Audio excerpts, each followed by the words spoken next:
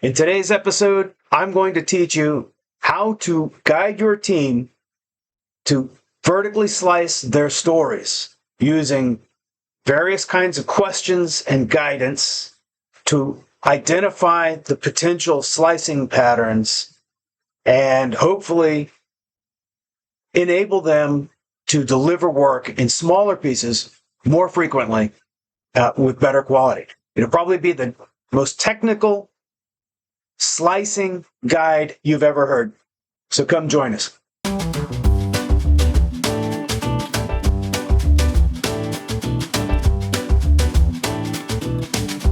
I'd like to kind of put this into context here. You may remember, if you haven't already seen it, you should go and see it. The previous episode in which I talked about why we need to vertically slice and why we need to be able to guide the teams to be able to do it.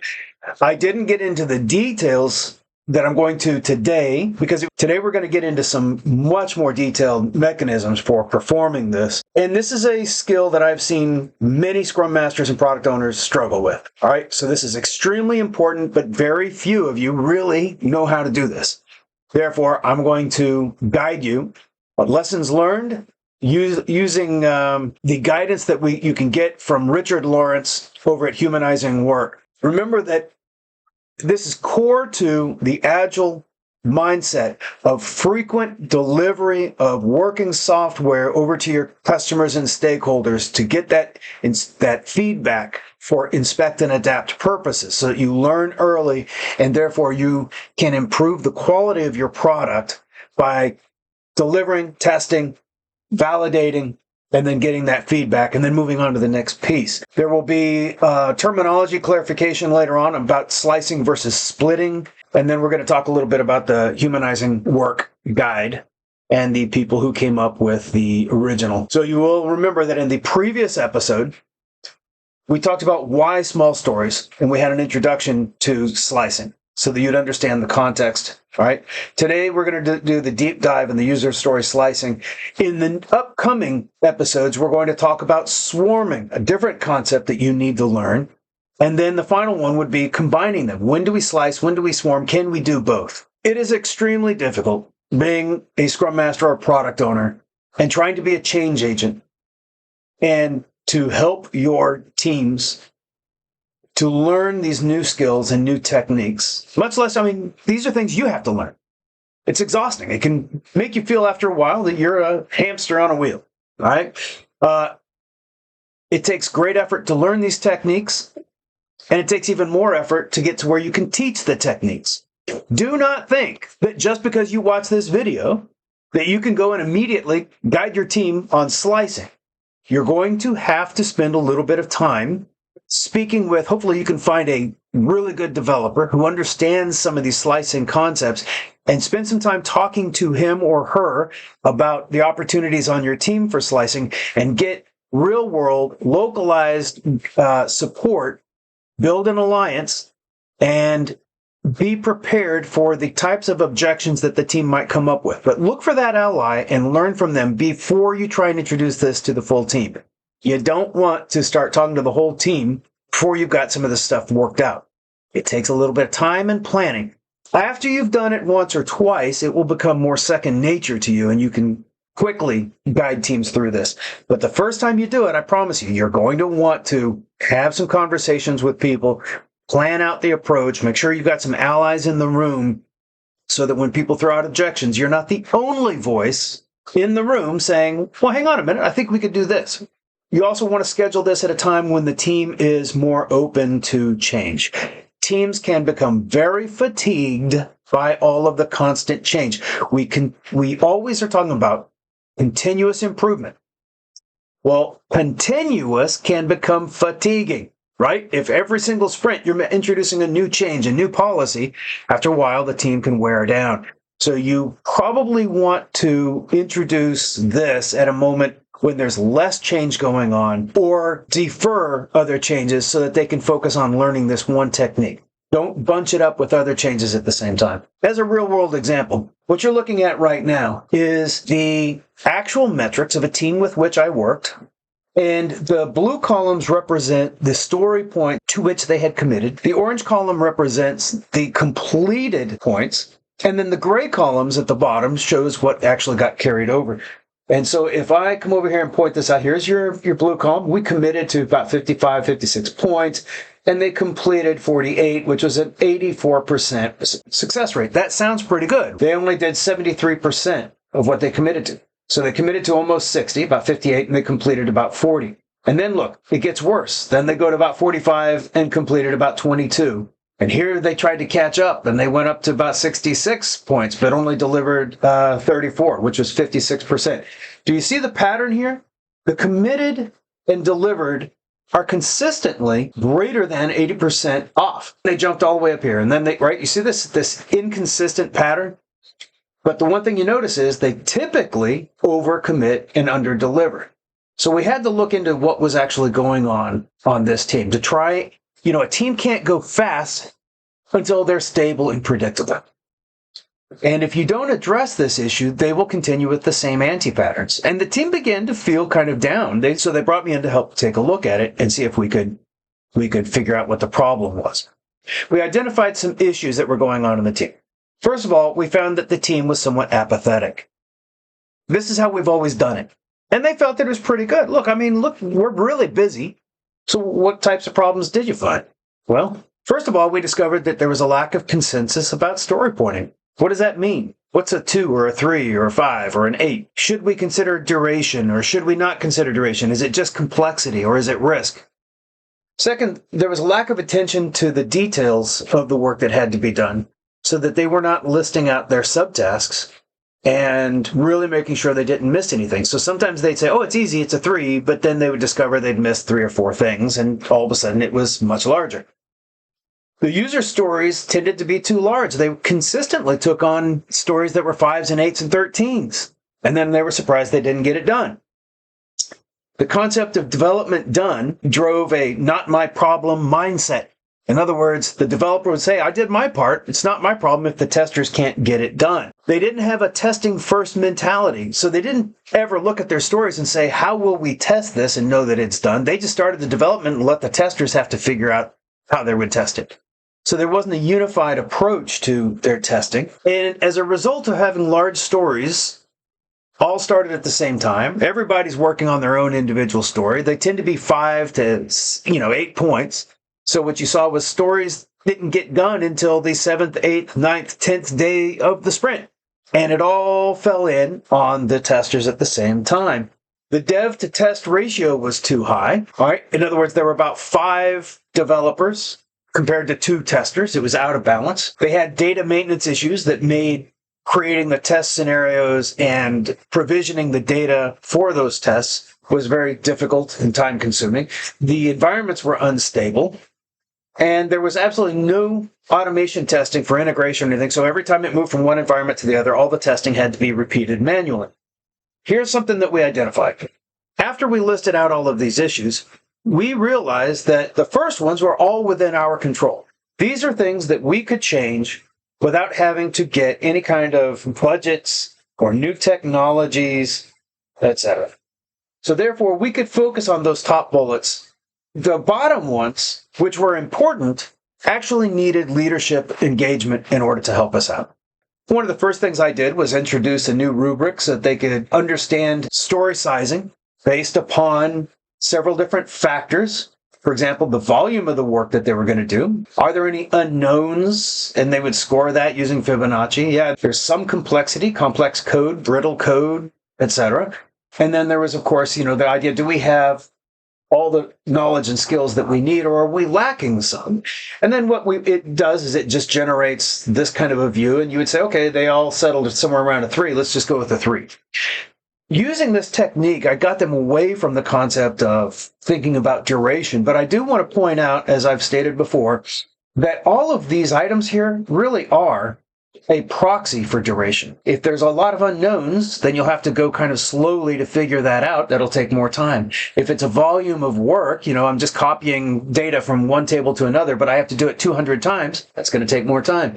If it's really complex and brittle, I have to move very slowly and test things carefully. That takes more time. If we don't have any knowledge or skills on this system and we're going to have to research a lot, that takes more time. So yes, there should be a correlation between your size and your duration, but you don't want to think about that as you go to size it. You want to use another mechanism. This is something that I created, and I think it should be fairly simple for you to do, or you can contact me and I'll give you this spreadsheet. The other thing I had them do was actually write out the details of the subtasks that they have to do to complete the story. They didn't like having to do this, but doggone it, they kept missing stuff. So we said, let's take the time to make sure that we're not missing things. Let's identify the patterns of what's going wrong. And then they created subtasks underneath there. And I even had them apply hours. And then we would look and say, does this look like a 1-point story? 56 hours is going to take you over a week to do it, week and a half? That doesn't look like a 1-point story, right? That sounds kind of big. Once they began to identify those patterns, first of all, the story sizing pattern they did before without thinking about the duration, and then later on applying the subtasks and comparing it, then they begin to realize, well, we thought it was a 1, but once we started doing the subtasks, we realized that we had to do 3 different API operations, and that made it somewhat time consuming. After a while, they learned the kinds of things that they had been missing. And so they got more and more accurate as they went along. Eventually, we were able to stop doing this kind of detail. But in the beginning, it was an excellent exercise. Now, the next thing we did was we would look at each one of the stories that were coming up, and we would apply the same type of approach, looking at the volume, unknowns, complexity, lack of knowledge or skills. The team had sized it as a 5. Did it make sense? It's a little bit too big, but the hours correlate. Does make sense. Maybe this was a slicing candidate. We therefore went through each one of the complaints that they had and identified ways to solve it. Right? We're going to improve. We gained consensus on story point meaning. We added subtask details so we could learn from our mistakes. Then we had to learn how to slice stories smaller. That's what we're going to learn today. We decided to do a testing approach document that was part of definition of ready, and we added that to the story. So before they started the story, they had to gain consensus about how they were going to test it. Then we clarified that, yes, developers develop, but developers can test.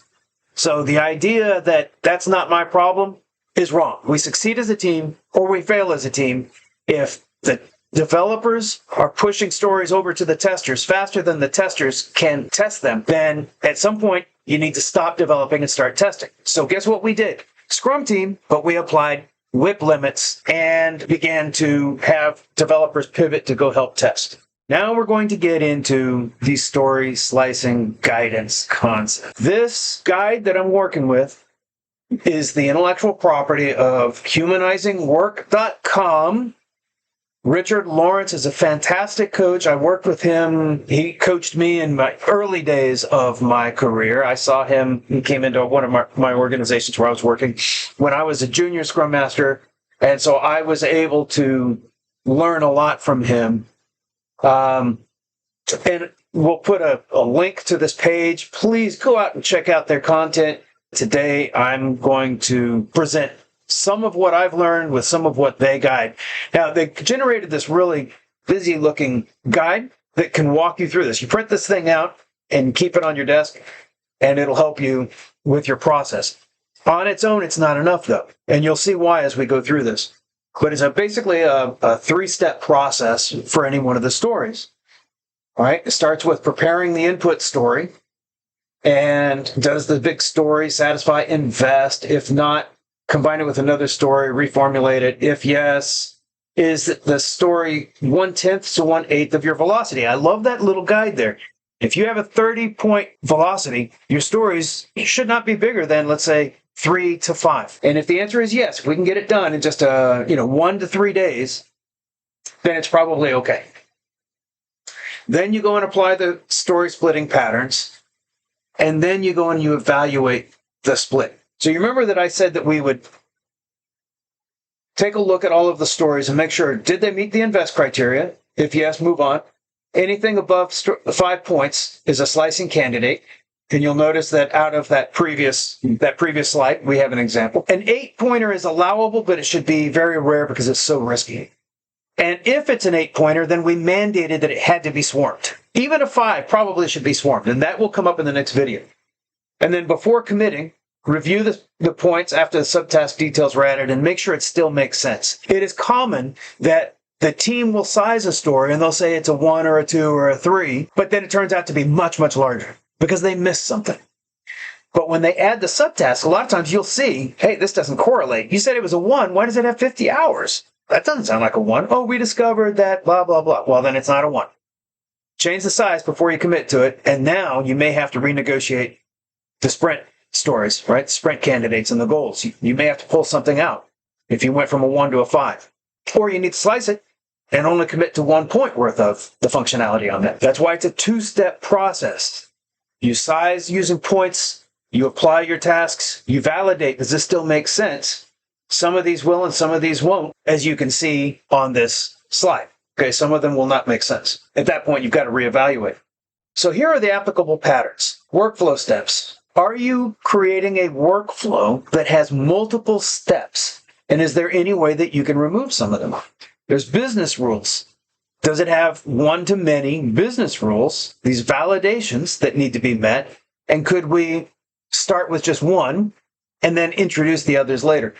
Operations. This is generally around APIs and web services. Are you trying to hit multiple servers or multiple systems, multiple customers or external systems? Could we just start with one? What about multiple protocols? We'll talk about, SOAP versus REST versus whatever else is out there, okay? Remember that APIs all have multiple possible operations. And we should apply CRUD, the create, read, update, delete, when we're talking about how to handle an API. Now then, there's interface variations and complexity. Many pages, or it's a very complex page structure, or there's a whole bunch of dynamic rendering, or there's a whole bunch of steps that have to be done on the page. Can we simplify that? Is it a major effort with a lot of repetitive tasks? Is it complex? For example, is the code delicate, brittle? Are there many sources of integrations? Are there data variations? And then finally, maybe there's non-functional requirements that are making it difficult. For example, performance, load testing, and security scans. Not to mention documentation requirements. So these are the things that you need to study and have ready at all times. I would print out this slide. When you ask your team, why is it large? What is complex? Listen to see, does it fit into workflow issues? Is it business rules? Is it the APIs and the operations interface? Is there some major effort I'm not understanding? Where could we slice this down? We're going to start with workflow steps. Okay? Is the effort due to many workflow steps? Can we just do 1 or 2 of the workflow steps and the others in the next one? So here, let's go through and look at what we're talking about. This is going to be a banking example, and you can see we're talking about viewing customer bank activity right here. We're going to reverse a fee for overdraft. So the customer service agent, the bank teller, looks at the customer bank activity, selects the fee, clicks reverse, asks for the supervisor to override. That person then has to open up the override dialog, type in their key, gives them permission to validate it. Yep, okay, now they can click override. And then it goes through a business rules engine, and if it passes the rules, it's reversed, and if it fails, it displays an error. Okay, so how could we simplify this? Well, what if, for the first pass, you just allowed the teller to be able to perform the reversal themselves without the complexity of the supervisor override? So you just take those steps out and just go straight from click reverse, and then the fee business rules are applied and it goes through them, right? So that would be step 1. In the next story, then,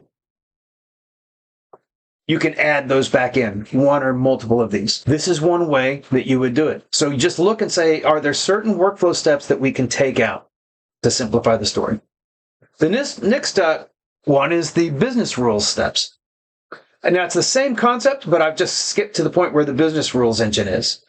Now you'll notice that once they say, okay, let's apply the business rules to the reversal, it goes through several checks, and it's going to ask some questions to itself and then throw either a flag or allow it to happen.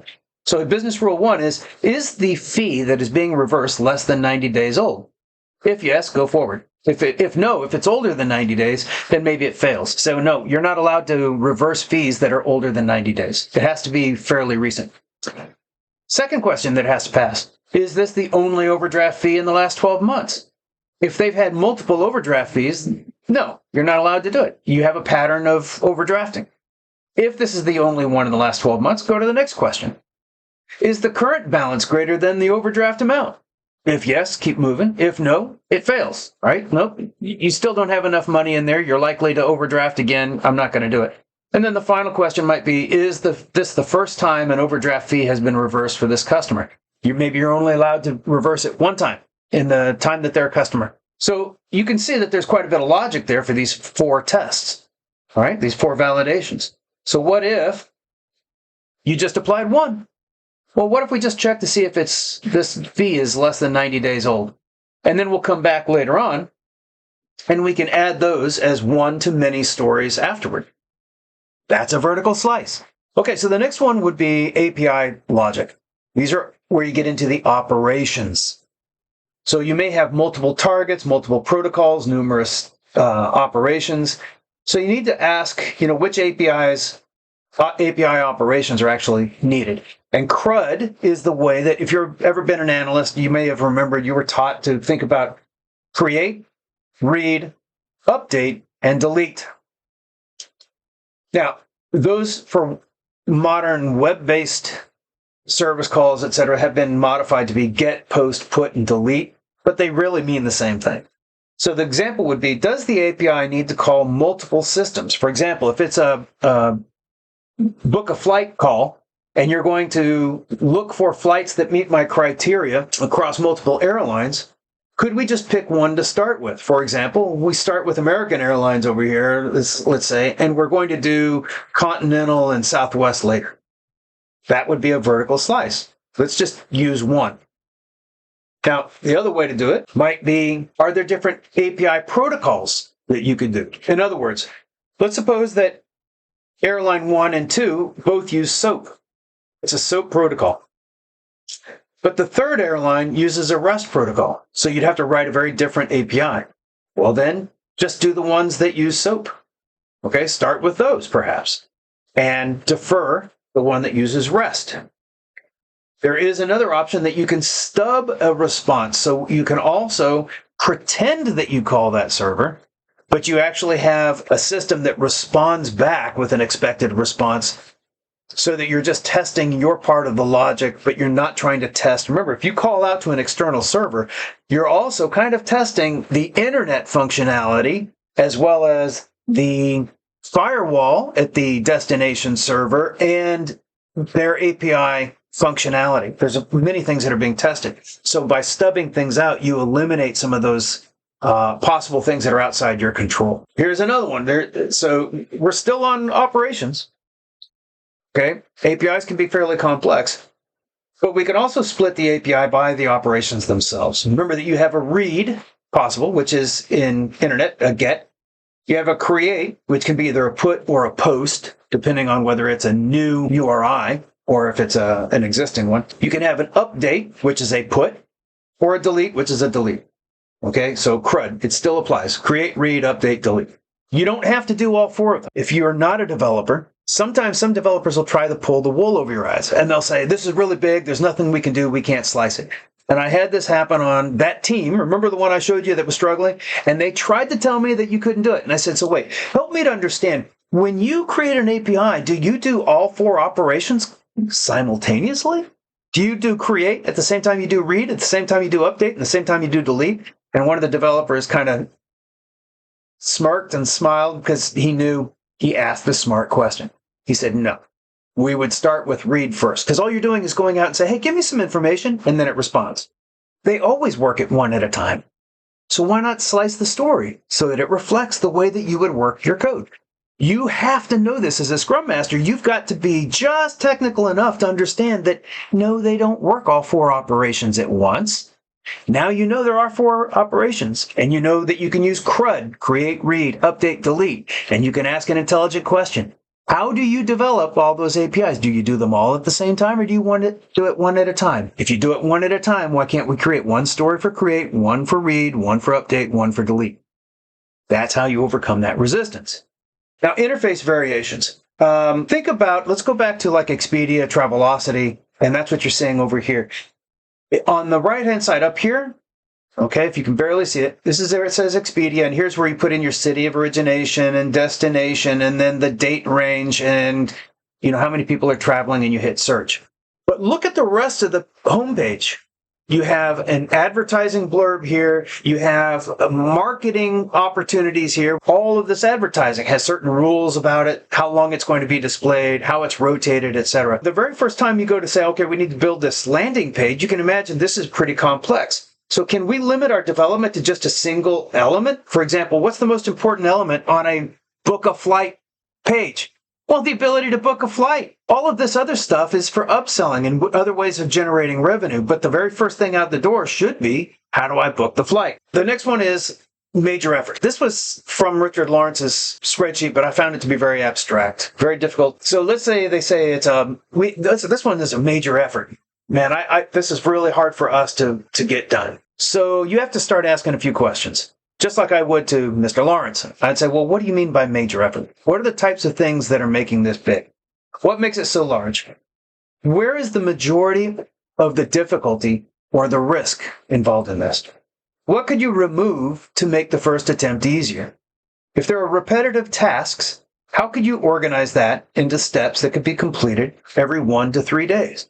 The key here, guys, to coaching is you don't have to have all the answers. You don't think that you need to come in there with the right answers prepared. It's better to go into a coaching session with the right questions prepared and then let them solve their own problem. They say it's complex. Again, what are the right questions we're going to ask? What do you mean by complex? What makes it so challenging? Where is the majority of the difficulty or risk? Same question as in the past one, right? What could you remove in your first attempt? How could you organize it into steps that could be completed every 1 to 3 days? Then you sit back and let them talk about it. They will be far more engaged and committed to a solution that they design. If you tell them what to do, they might resist. And they're happy to let it fail because they would say, see, you were wrong. It didn't work. This is why if you ask questions, they find their own solution and now they're committed to try and make it work. Data variations. What makes this data difficult, etc.? Exact same questions. Is it many, many joins? Could we reduce the joins? Could we simplify the first data return? All right, ask a series of questions about that. Non-functional requirements. Now, this one is pretty good. Non-functional requirements are a part of your definition of done. But not all of these things need to be completed at the story level. We also could have a definition of done at the feature level. So it's better to get the code functioning before you start making it fast. So certain types of non-functional requirements can be deferred until later. For example, performance testing does not have to be done at the story level. Probably best not to do it at the story level. Load testing should be done at the feature level. Security scan. Make sure that your APIs don't have any exposure. User documentation. Sometimes teams are required to write up user documentation. You don't have to do that every story. Do that at the end of the feature. Training guides. Do that at the end of the feature. I had said before that we were going to have a little chit-chat about the difference between slicing and splitting. This is mostly my opinion, and this is something I've observed, okay? When we discuss slicing, what we're talking about is how to take a large story and reduce it smaller before we commit to it in order to make sure that we can get it done within the sprint and it meets invest criteria. Now, Richard Lawrence, you'll notice if you go read his document, he does use the term splitting, but he's using it synonymously with slicing. There is a concept of splitting, which I think is not something I would recommend that you do.